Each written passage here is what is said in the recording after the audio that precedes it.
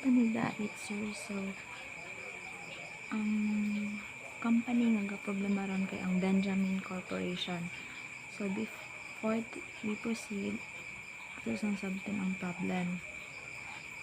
So in connection with your audit of the financial statements of Benjamin Corporation for the year ended December 31, 2018, we conducted a surprise count of the company's petty cash fund and undeposited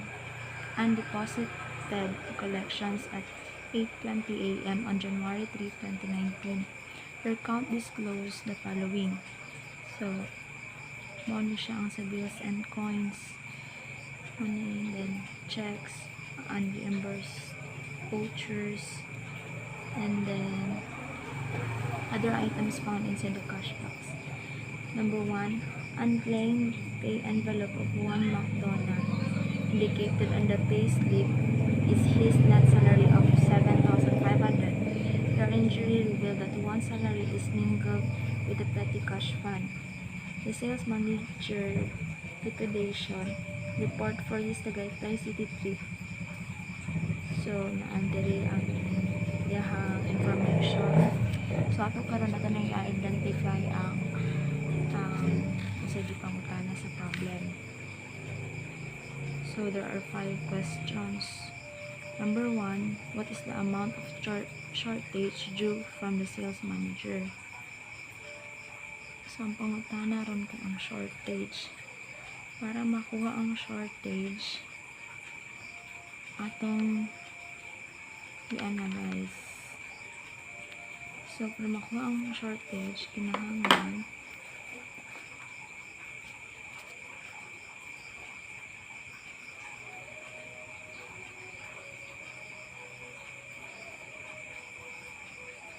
ang shortage, number 1 na siya.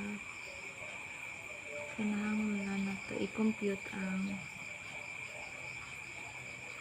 shortage para makuha. Kinahanglan o cash advance 20,000, and then last na to ang last na to niya to lang i-copy. Last hotel accommodation meals etc. Ni equivalent of 16,000. Then, ang bus fare. Bus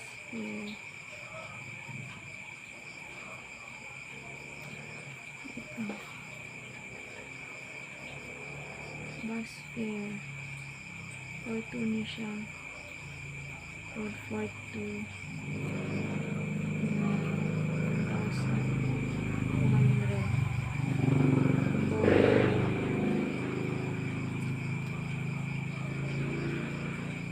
Na siya labot na siya. Labot na yun siya. Pero kaning cash given to Pablo by the salesman na 1,000, ato ana siyang minusan og 120. Kana may cash return by Pablo to the sales manager nga 120. So kaning kay Pablo ang 1,000 minus ng 120 pesos. So, kung ano lang siya? 880. 880 na siya. 880. Wala mo na nakuan. So, bala na. Then, ito na siyang ikuan tanan. Siyang i-total. So, 20,000 minus 16,000 minus 120,000 minus 880 natay 1,920 nga cash cash nga dapat iulit. Cash to be returned. Return. Kaya nanti. Before that, ato sa pong i-minus ang cash na atong actually na return, which is 1,680. Cash that is actually returned.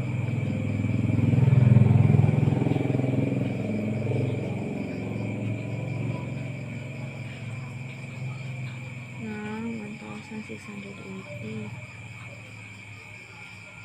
Ito ano siyang i-minus. Ito yung shortage. Pwede mo nang i-minus. So, na shortage. Shortage ni tabo. So, ang shortage ni tabuan minus 1,680 plus 240. Muna ito ang shortage. So, makita din ang answer kay letter A. So, proceed to sa number 2. What is the amount of undeposited collections on December 31, 2018? Ang kinahanglan lang natin i-solve kay kani siya. Ito na siyang i-total. Number 2. Ning na yung mga OR number. Okay, the last official receipt include the deposit December 30 is number 4351, and the last official receipt issued in current year is 4355. The following official receipts are all dated in December 31, 2018. So, klaro kayo nga period siya. Dali sa computation nato sa undeposited collections on December 31. No? So, ito lang buhaton kay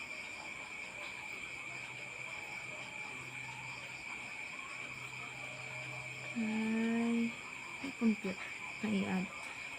So, add natin yung 4, 3, 2, 4, 3, 5, 3, 4, 3, 5, 1, 4, 3, 5, 5.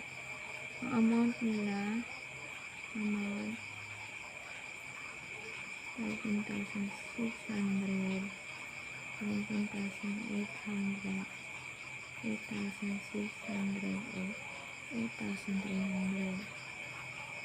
So, ito na siyang i-compute. 13,600 plus 17,800 plus 8,600 plus 8,300 equals. Ang total siya all 43,300. And then, atong i-add ang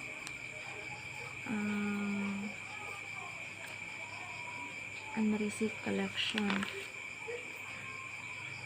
na makita diri sa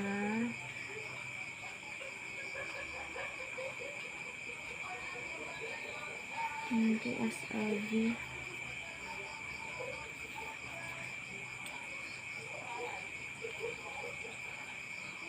Ano ba?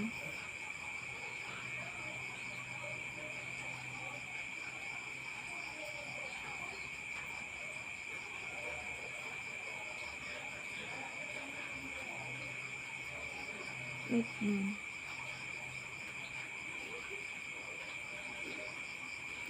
Ang KSLV. Ano sila labot. Ang kanilang iyaha. Kasi siya ng sales manager. So, unreceived plus unreceived collection na 14,000. So, total na siya o 57,300. So, makita sa multiple choice na letter C ang answer. Duaan mo kung mas kinuntaan. So, number 3. What is asking the problem? The adjusting entries on December 31, 2018 should include a net debit to travel expense of, so, ang travel expense, ano itong magkano? Money siya, matang expense. Kanina, kita sa number 1. Ito na siya din ako, 16,000, wala na ko na total daan. 2 plus 8 equals 18,008. Muna siya itong travel expense. Ano siya? Then, ngayon siya sa journal entry. So, ang journal entry ani kay travel expense of 18,008. Then, dapat iyang credit kay advances to employees, advances to officers and employees. Gamit ng tag short term ani nga 19,760. Kaunsa niya siya nakuha. So, nakuha niya siya kay ang ato ang cash actual return ano siya, ang atong cash that is actually return na 1,680. I-add nato sa tuang travel expense. Yung travel expense kanya is 18,000. So 18. May total na siya sa 19,760. Kung kuan yun. 1,680 plus 18,080. So, dili petty cash fund ni. Manong petty cash fund. Then, para makuha ang petty cash fund, all you have to do is subtract the travel expense ng 18,850. Bagyaan, tapos na minus. Libog-libog na. Wala na siya para wala na ito ang journal entry. So, ang answer ani kay letter, important naman travel expense. So, letter D. So, number 4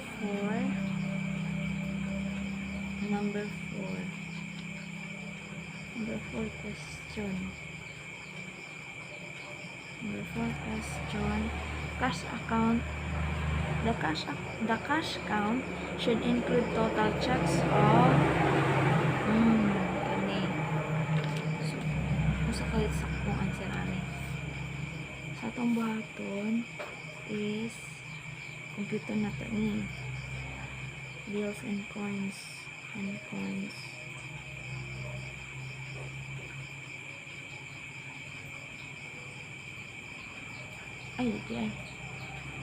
Ay, mali. Kaya ako din problem 5. Mali din na siya. Sorry, mali din. Mali. So, ito ang i-compute din ay kay ang check. Diba? Check. Muna ito i-compute. So, ang dili lang apil diri ay kani si Benjamin Corporation. Maker man siya, pero na-pay pa siya ito siya.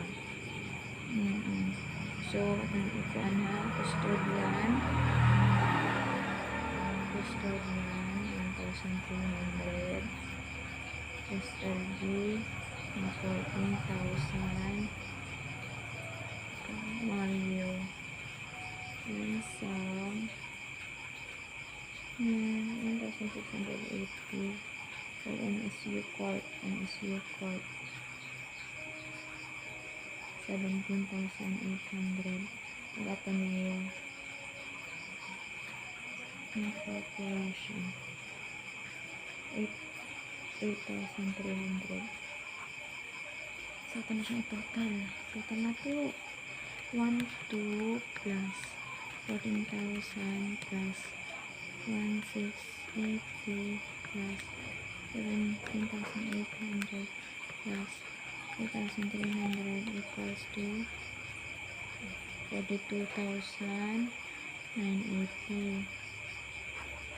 Money siya itong total checks. Total checks na ito siya.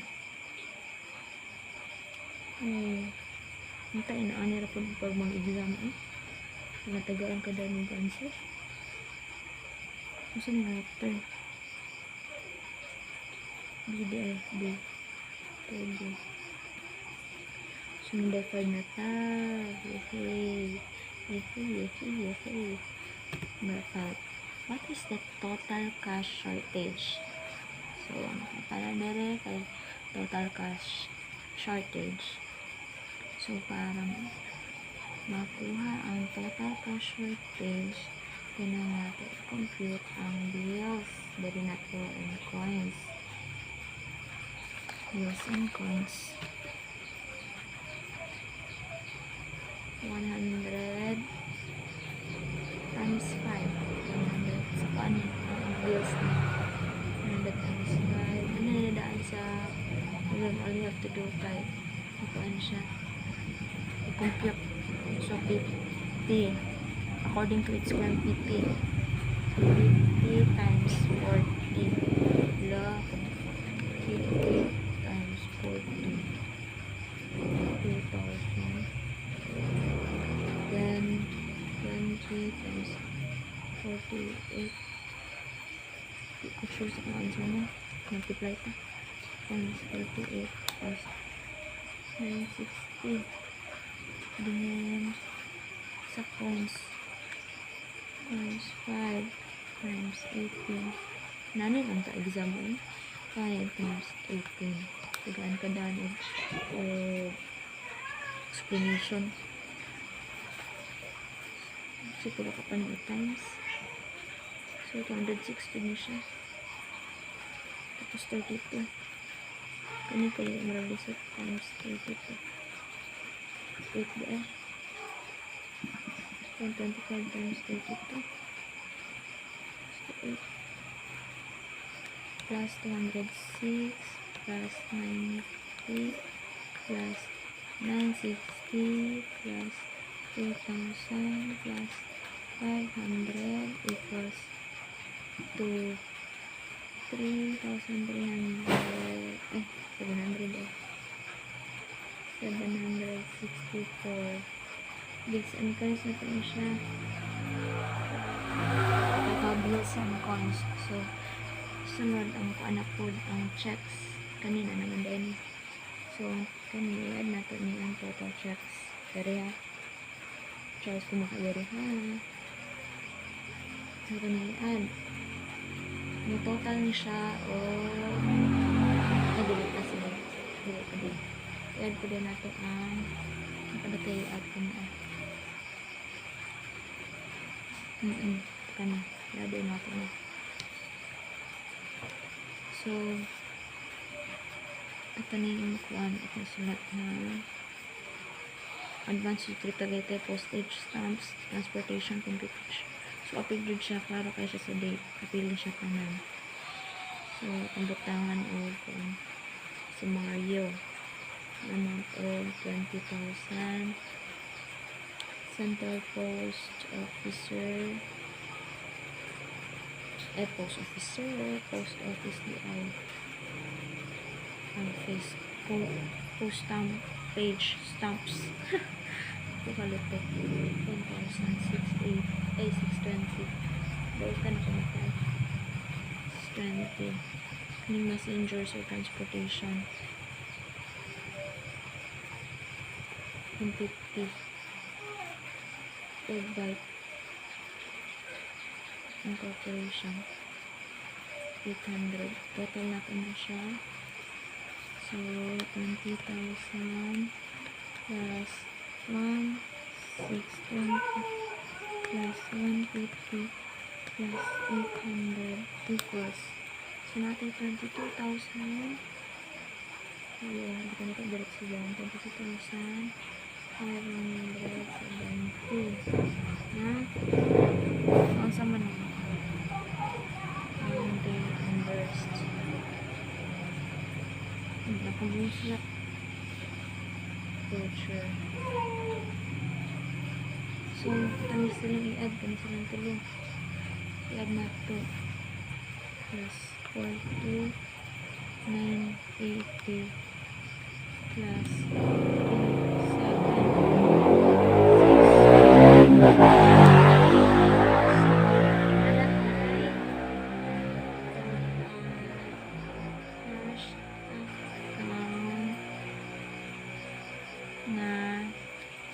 69,314.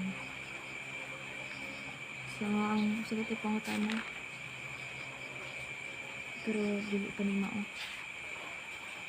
Pag i-compute. So, para makuha din ang gipangitaan ng question number 5, kailangan natin mag-compute sa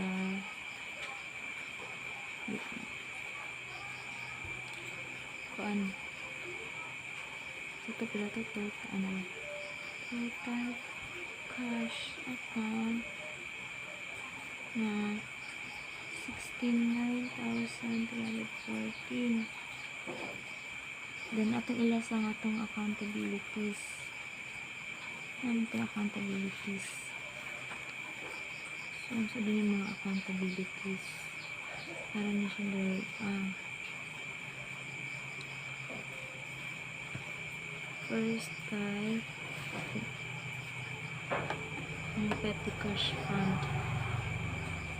Sa itong petty cash fund.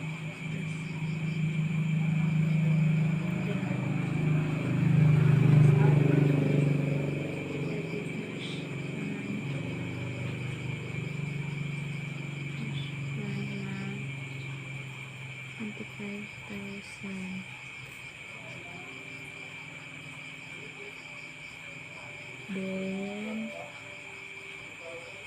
itong collections na ito ganina. 43,300.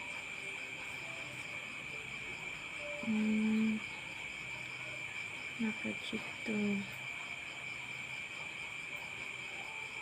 Ano ito ang unclaimed salaries. Unclaimed salaries na 7,500. O ang ating travel expense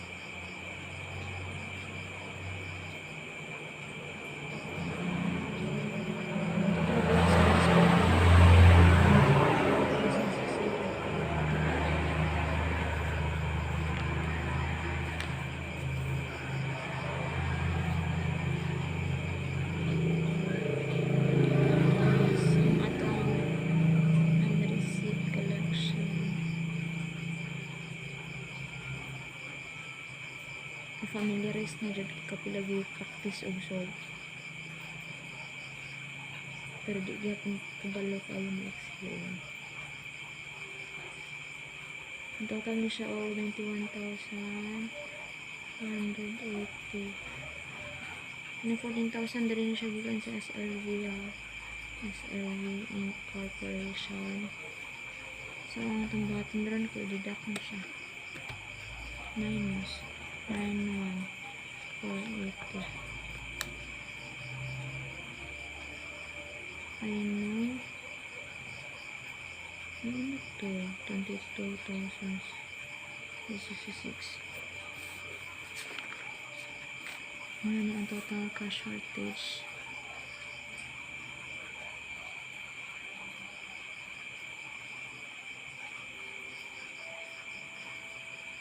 Letter A. Nakalimot ko anong petty cash fund. Yung sum of collections.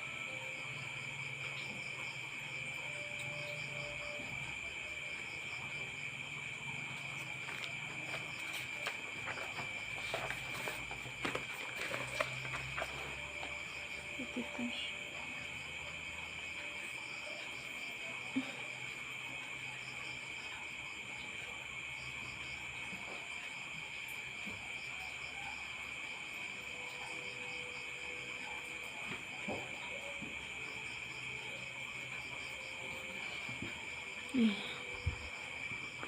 So, nadugay jud ko magpangita sa petty cash fund. Naimuot ko sa kuang gibuhat.